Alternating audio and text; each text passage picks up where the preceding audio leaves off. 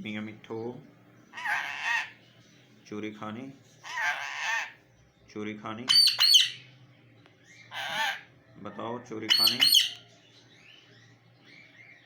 मियाँ मिट्ठू चूरी खानी।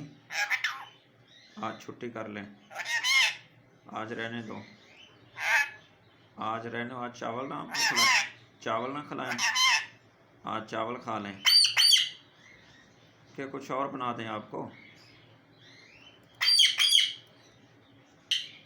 इधर आओ भाई, नाराज़ ना हो, आपको चूरी बना के देते हैं। इधर आओ, बात सुनो। मियाँ मिट्ठू भाई चूरी बना के देंगे, बात तो सुनो, नाराज़ हो गए हो।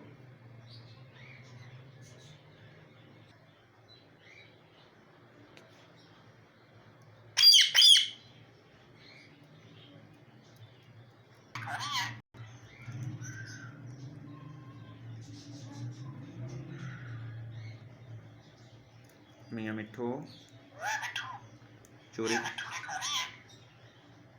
हाँ खिलाते हैं आपको, हाँ हाँ खानी है आपने तो खिलाते हैं ना।